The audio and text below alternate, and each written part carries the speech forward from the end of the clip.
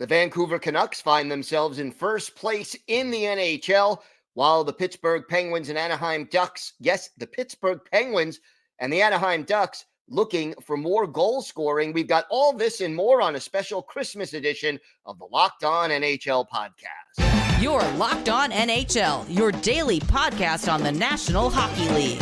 Part of the Locked On Podcast Network, your team every day.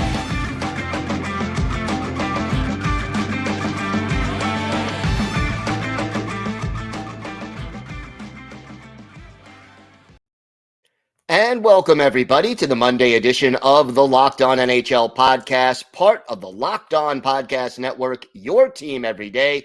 I want to thank everyone for making Locked On NHL your first listen every day.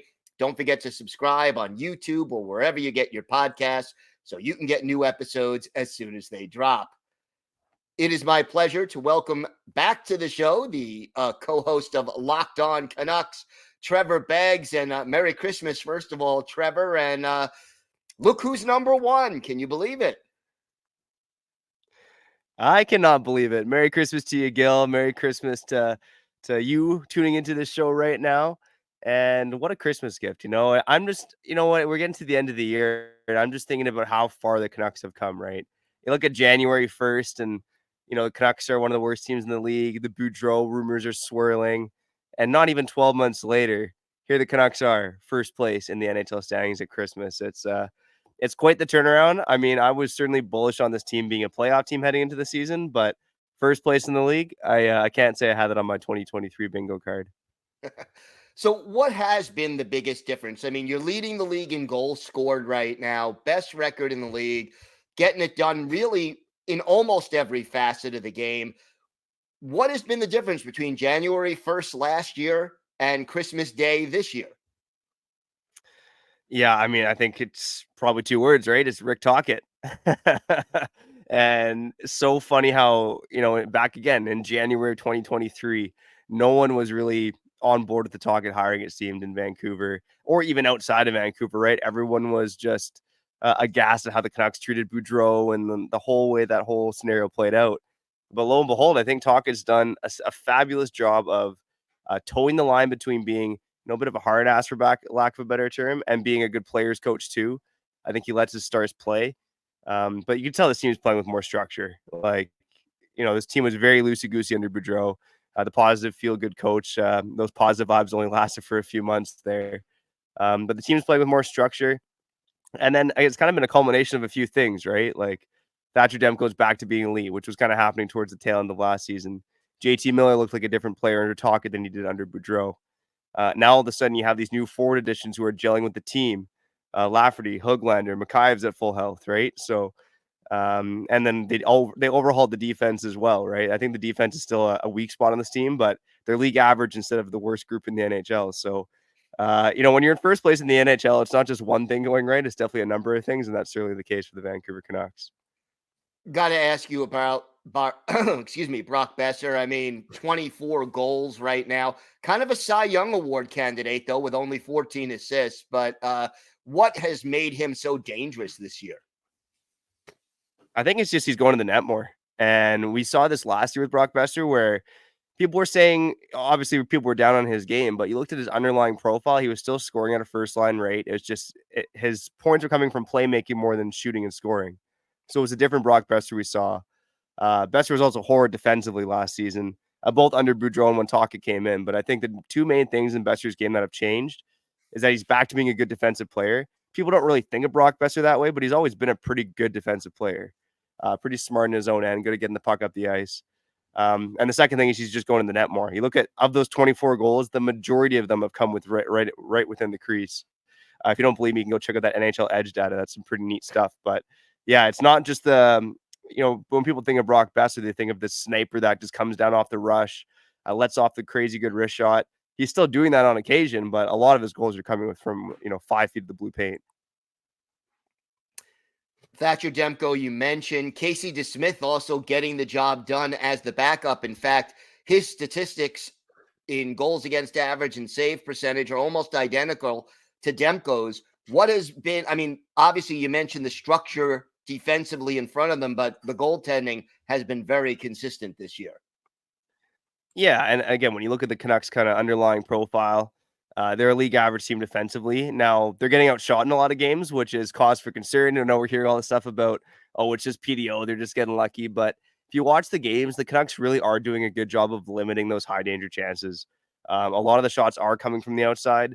There's not a lot of like grade A 5-alarm chances coming from the slot. I mean, there are some, but it's just one of the situations where the environment is easier for both Demko and DeSmith. And sometimes when that environment crumbles, they are stepping up and making the saves, right? Which, again, I'm not going to say the dreaded R word here in terms of PDO, but yeah, both guys are playing phenomenally. And I think one crazy stat that I pulled and I told DeSmith about after the game in Minnesota earlier this month was DeSmith was actually the first Canucks backup goaltender in over 6 years to record a shutout. It's been 6 years since the backup goalies recorded a shutout in Vancouver, which is crazy. It was either Markstrom or Demko as the starter for a 6-year stretch. So actually, the last guy to do it before DeSmith was Anders Nielsen back in the fall of 2017. He did that before DeSmith even played his first NHL game. And here is DeSmith. I think he's a 32-year-old veteran in this league. So, yeah, just a wild season in Vancouver where lots of bizarre things like that are happening. All right, let's nitpick a little bit because it's not all perfect here. What's going on with the penalty kill? Because they're 23rd in the league in that department. It's funny because we've heard it from Rick talking the coaching staff where they keep saying the penalty kill is better than the numbers lead you to believe. And I think that was true for a time where they were just allowing 5-on-3 goals. But overall, I still see a very similar penalty kill to last year. I think the main difference is that the goaltending is better. I think the Canucks had some of the worst goaltending shorthanded in the league last season, on top of allowing all these chances. And now it's, they're still allowing the chances, but the goaltending is stepping up. So they brought in different personnel. I think there have been some positive signs with the past 10 games. JT Miller and Elias Pettersson, obviously, they've been putting up the shorthanded points. Last year, I think they had like 8 shorthanded points each. I think they each have a shorthanded goal this season, but neither of them have been stellar on the PK. One guy who's really looked good on the PK recently has been Teddy Bluger. So we've seen Teddy Bluger's ice time increase on the PK. He's making plays there. So I think they're still trying to figure it out personnel-wise. And even when you hear former NHLers talk about PK, a lot of it is there's strategy that goes into it, but a lot of it is just the personnel and can they do the job. As much as Miller and Pettersson have the flash, they don't look like they can do the job as well as a guy like Teddy Bluger. So yeah, it's still a bit of an Achilles heel, but it's been trending at least in a better direction the past 10 games or so. Got to ask you about Quinn Hughes. I mean, a plus 28 right now in plus minus, second on the team with 44 points. What makes him so special? I think it's just skating, right? His edge work is just like something I've never seen before. And you're starting to see some other NHLers kind of mimic him a bit almost. Like I see a guy like Sean Dursey. He reminds me a lot of Quinn Hughes. I see a Jordan Spence in LA. He skates a bit like Quinn Hughes, but Quinn Hughes just has some of the best edge work I've ever seen live. And he combines that with just head up puck skills. And again, he's added that shot to his arsenal now. He's so often looking to shoot, which is just something he's never really done before. Now you see Quinn Hughes walking the blue line and he's walking down the wing and getting a scoring chance, So it's a different player. And the fact that he has 10 goals at Christmas, I'm not sure if I would have believed he would have had 10 goals the entire season this year. So again, a sign that things are going well in Vancouver, but he's done the work to get there, right? He's talked time and time again about working on a shot that not even just last summer, but the last couple of years. And it's finally starting to pay off for him here. And yeah, I hope he's in that Norris contention or even the Norris winner at the end of the season, but Cale Makar might have something to say about that. Possibly. So what is the biggest key to maintaining this lead, to have a strong finish and be ready for the playoffs with all guns blazing?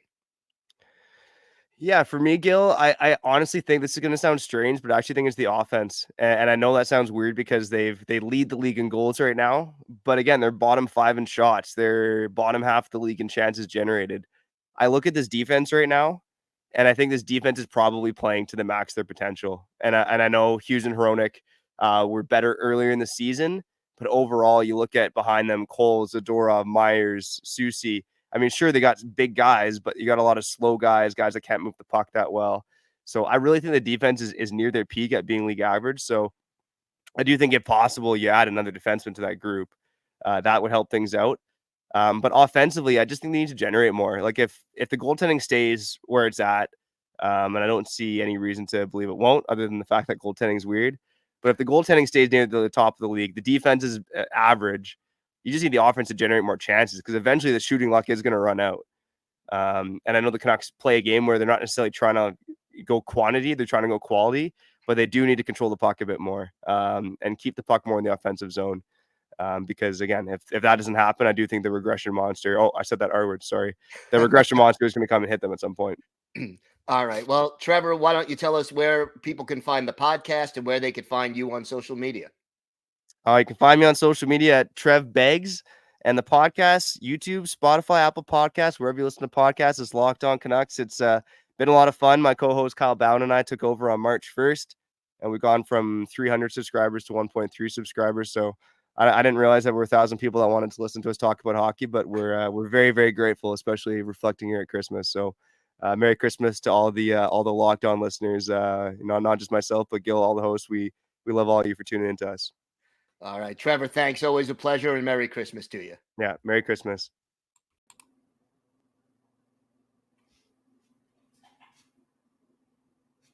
It is my pleasure to welcome back to the show the host of Locked On Penguins, Hunter Hodies. And Hunter, it's been really up and down for the Penguins. One game they look great, then they lose 7-0 to the Toronto Maple Leafs, or lose in overtime to the Ottawa Senators. What's going on in Pittsburgh? Why so inconsistent? It's really maddening. You can look really well. For example, they just beat the Carolina Hurricanes. It was the first time they had beaten them in their previous 5 tries. And you can have the blueprint where you're playing really well defensively. You get some goal scoring in the goaltending. But then all of that goes out the window against Ottawa. They sleepwalk through the first 2 periods. And let's face it, Gil, they stole a point against Senators. They put up 23 shots in the third period against them. They were down by 2 goals. They get an early one in the third. They tie it with about 2:30 remaining from Crystal Tang. It's like, okay, you stole a point, but where was this kind of effort in the first 2 periods? That's just the biggest thing. I don't think the Penguins are playing full 60-minute games right now, and it's really costing them. And I also feel like they're going away from the blueprint. They don't have what it takes, I feel like, at this point to be a running gun team like you saw in 2016, 2017. When they've had their most success this year, they've been being more stingy defensively. They've been limiting the high danger chances. They've been playing, I guess, more boring, if you want to call it in quotation marks. And they're still getting the offense, but they're also shutting teams down when they play like that. And for whatever reason, they go away from that far too often, even though you've seen the success with it. So I don't know why they've gone away from that. You have that, what's going on. The power play has been awful. That's, I think, what really sunk them. A big reason why it sunk them in the early portions of the season. They had that 0 for 37 stretch. There's no excuse to be 0 for 37 in a season when you have surefire Hall of Famers on your top power play unit. That's just not acceptable, in my opinion. But when you combine all that with depth scoring that hasn't been there, I feel like that much. Ryan Graves has been a disappointment. You kind of just have what you have right now, and that's a middling team, despite the season that Sidney Crosby's having, which has been absolutely tremendous. Talk to me a little more about the power play. I mean, you have Letang, you have Karlsson. Those are 2 great power play quarterbacks, 2 guys who pick up a lot of points, and yet the power play isn't gelling. What is the cause? You got all these Hall of Famers, you got, future Hall of Famers, so much offensive talent. Why 28th in the league? I could probably spend an hour talking about this with you, to be honest, Gail. There's just so many problems with it that's been there throughout the year. First, it's just gaining the zone. So many times during that game against Ottawa on Saturday night, they just couldn't gain the zone when the Senators clear the puck. And they're able to get close to the blue line, and the Senators like, okay, we'll just take the puck from you and we'll clear it down. They're also dumping the puck into areas of the zone where they don't have enough puck support, and it's easy pickings for the penalty killers. When you combine all that, plus when you have a lot of perimeter play on your power play, you're not going to get anywhere. The Penguins have not had a shoot first mentality on this unit all year, except for honestly a week span, which was about a week and a half ago, where the Penguins went 6 for 16 combined after they were 0 for 37. That was a good stretch. If they had been playing like that for the most of the season, they'd probably be in a playoffs right now, considering how good the power play, or considering how good the players are on this unit. But they just haven't gelled like a lot of us thought they would. And because of that, you see all these struggles. Again, when you have perimeter play, the no good zone entries, they do this stupid drop pass to go backwards, to go forwards, which makes absolutely no sense. I don't know why they continue to do that. And when you continue to overpass in the zone, you're just not getting anywhere. And they still, I think, lack that true net front presence ever since Patrick Hornquist was traded to Florida. They haven't really replaced him. But no one has had that shoot first mentality. The movement has not been crisp. And it's been a real struggle to watch this unit. They had 6 power play opportunities heading into the third period of that game against Ottawa. They only had 3 shots. And that's on the NHL's worst penalty kill in the league. That's not acceptable. And it's been killing the Penguins all year long. They have had numerous games, Gil, where the power play could have won them the game, and it hasn't, just because that unit has not been up to par. And again, that's one of the biggest reasons why this team is where it is in the standings right now. If they would have had a few games where they had gotten just 1 or maybe even 2 power play goals, they'd probably have 4 or 5 more points in the standings right now, and they'd probably be in a playoff spot. So how much of that is coaching? Because we know the talent is there. Is there a problem with the way they're coaching the power play and just the general performance of the team? And is the coach a little bit on the hot seat right now? I think it's both. Both Pat and I on Locked On Penguins have called for Todd Reirden to be relieved of his duties as one of the Penguins assistant coaches and the guy who runs the power play.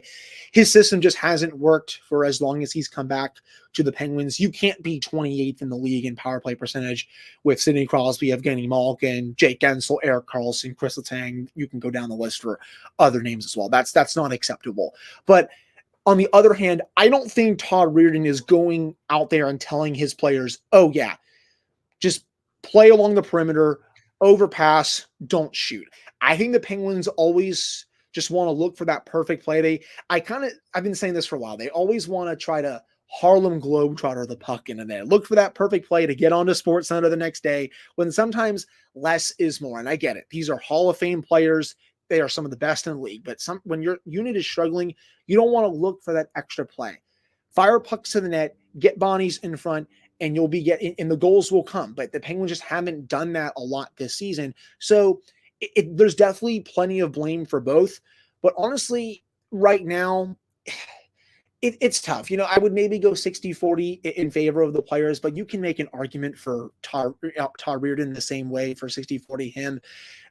All in all, the unit is an absolute mess. And I think at some point, it should have happened right now. Reirden probably should be relieved of his duties, but this just can't continue anymore if this team wants to get back into the race.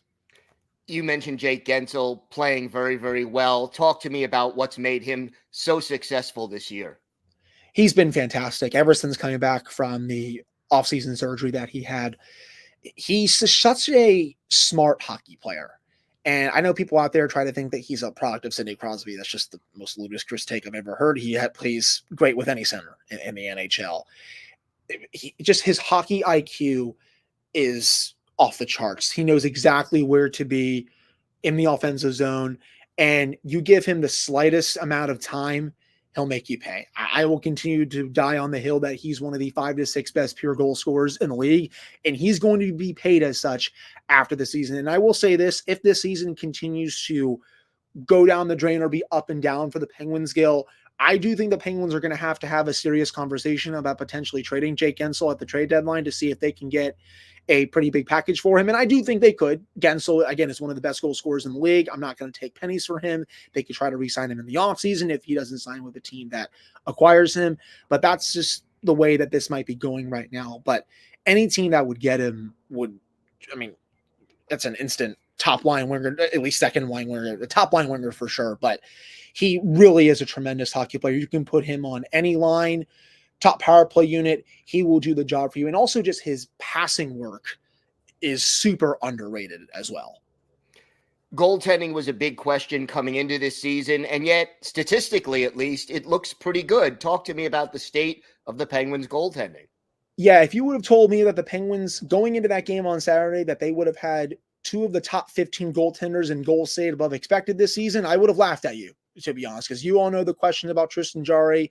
Alex Nedeljkovic hadn't played well at his previous stop in Detroit, but both goalies this season have been great. Now, Nedeljkovic, he didn't play that well against Ottawa, but I'm not really going to blame him too much for that. I thought the Penguins just really walked the first two periods of that game, but he has been everything and more for the Penguins as a backup this season. Tristan Jarry, he's also been awesome. And he's also been healthy. That's been one of the biggest things for Jarry, is his ability to not stay healthy when the Penguins need him. But with Nedeljkovic playing like this, it gives Jarry the rest that he really hasn't had the last couple of seasons, just because with Casey DeSmith in, when he was the backup, Jarry was having to play a lot of nights, and that just opened him up to more injuries. Now with Nedeljkovic really playing well, you can rest Jarry a little bit, manage his workload a little bit more too. But I really like how aggressive Jarry has been this season. He's been playing really well, coming out further to challenge shooters. And also for Nedeljkovic, he's not the biggest goalie, but he still uses his athletic ability to his advantage, and he's been able to make a lot of timely saves for the Penguins this season. It's really unfortunate that the Penguins are getting this level of goaltending, and they are where they are in the standings, because just a couple weeks ago, this team had the second best all situation save percentage in the NHL. And it's still up there right now. It's top 10 in the league, but you can't waste that kind of season from two goaltenders who you had questions about heading into this season. You just can't. And it's definitely been a big strength for this team, and I expect them to continue playing like this after the holiday break. All right, Hunter, why don't you tell our viewers and our listeners where they could find the podcast and where they could find you on social media? Yeah, you can follow me on Twitter at Hunter Hodies. The show's Twitter is at @LO_Penguins. You can follow my co-host, Patrick Damp, at Send 'Em for Wet. And you can follow the Locked On Penguins podcast wherever you get your podcasts, Apple, Spotify, YouTube, Amazon Music, SiriusXM, all that good stuff. We'll have a recap of the game against Ottawa on Tuesday before the showdown against your Islanders this upcoming week as well. All right, Hunter, thanks so much. Always a pleasure. Yes, appreciate it, Gil.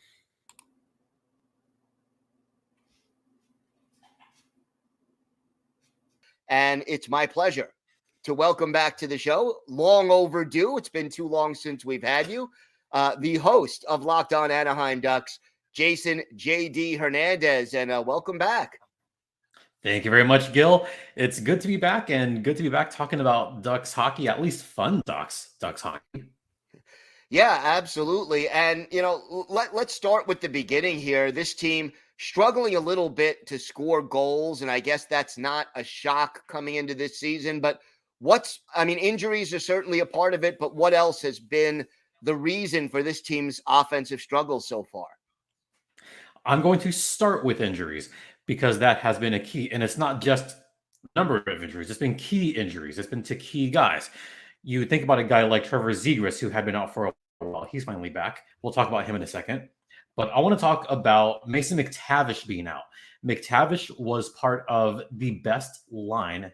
He's not back, but McTavish is part of that top line. Well, it's the second line, but top line of Vatrano, Strome, and McTavish. That line is leading the team pretty much in all metrics and all scoring metrics. And as soon as McTavish went down, so did that line. But you got to think about, Z being out. I mean, that's a pretty big loss as well. And even going further back, Isaac Lundestrom, he's been hurt for pretty much the entire season. To lose that kind of depth scoring is never good for any team. And the newest pickup, Alex Killorn, he had been out for a while as well. So it's really just the types and the players, the certain players that are injured. I mean, if you're a team that loses half of their top six, of course you're going to struggle. I mean, that's half your offense right there. So that's part of why they've been struggling to put the puck in the net. Another thing is a new system. This is a new system they're working on. They have a new coach in Greg Cronin, who I think has done a fairly good job considering the personnel that he has, considering what he inherited from Dallas Eakins. I mean, look, under Dallas Eakins, this team was, to put it correctly, historically bad. They were very historically bad. So Cronin inherited a dumpster fire on top of the Pacific landfill, whatever you call it now.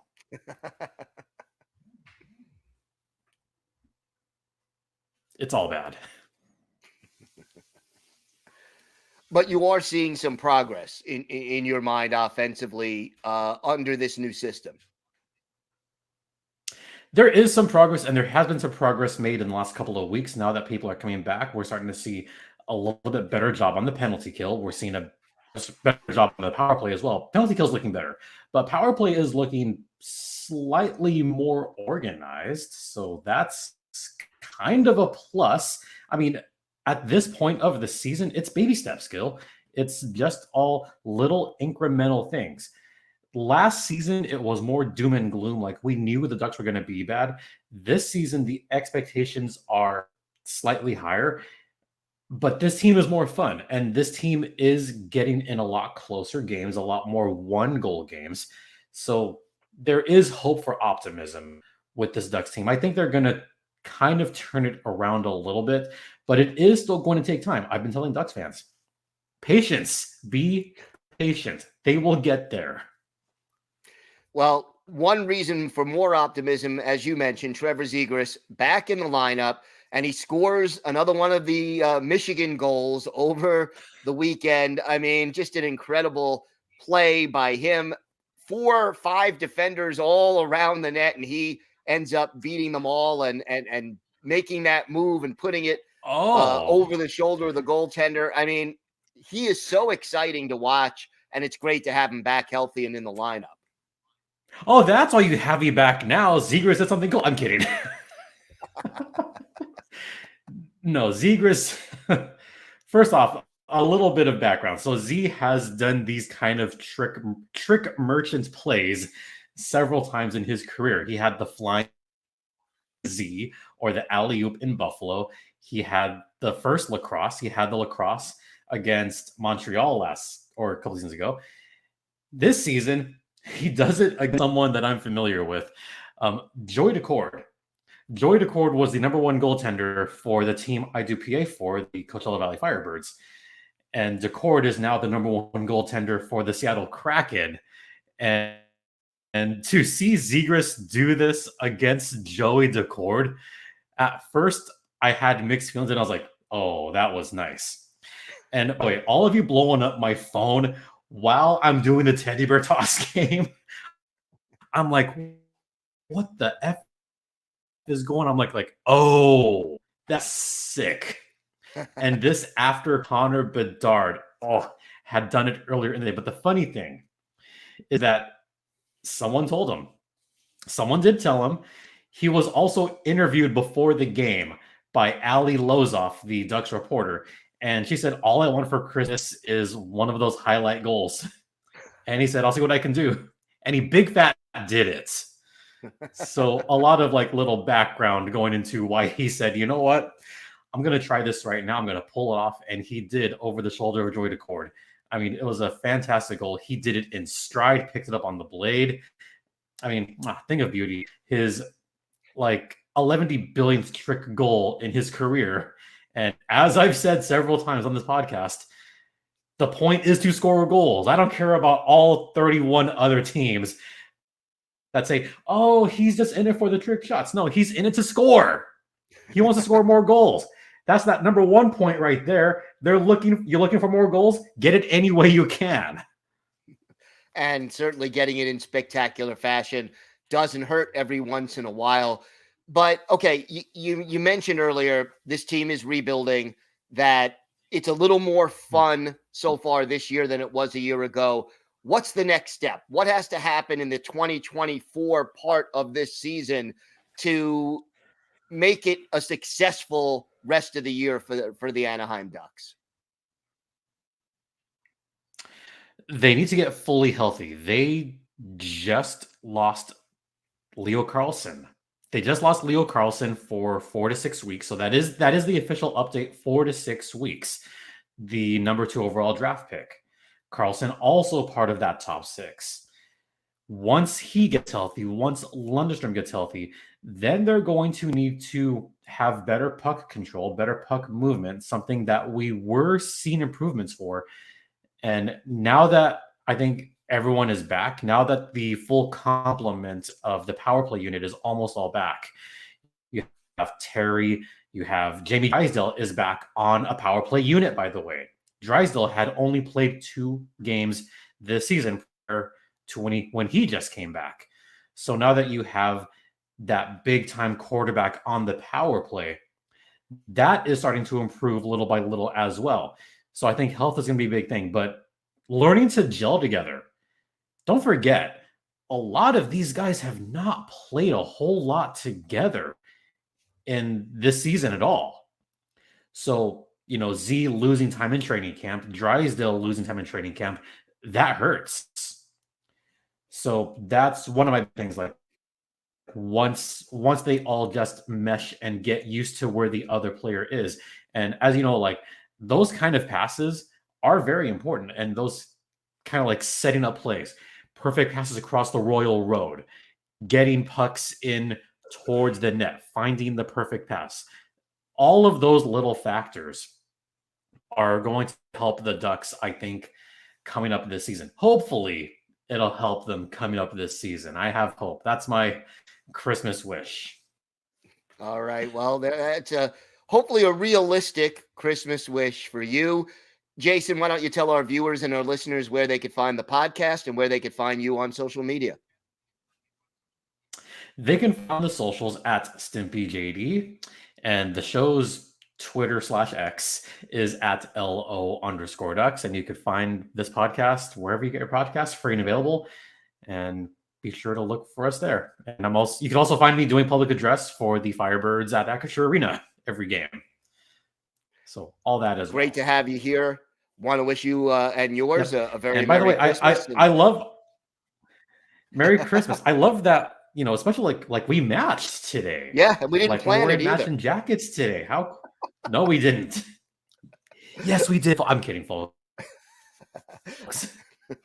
All right, Jason, thank you so much. Didn't really. No, we didn't coordinate. Of course, Gil. Locked On has launched the first ever national sports 24/7 streaming channel on YouTube. Locked On Sports Today is here for you 24/7, covering the top stories of the day with the local experts of Locked On, plus our national shows covering every league. Go to Locked On Sports Today on YouTube and subscribe to the first ever national sports 24/7 streaming channel. I want to thank my guests, Trevor Beggs of Locked On Canucks, Hunter Hodies of Locked On Penguins, and Jason Hernandez of Locked On Anaheim Ducks. I want to also wish everybody a very Merry Christmas. I'm Gil Martin. I host the Monday edition of Locked On NHL, and I co-host the Friday edition along with Rachel Donner. Have a great holiday, everybody. Stay safe. And of course, thank you for listening to and watching the Locked On NHL podcast.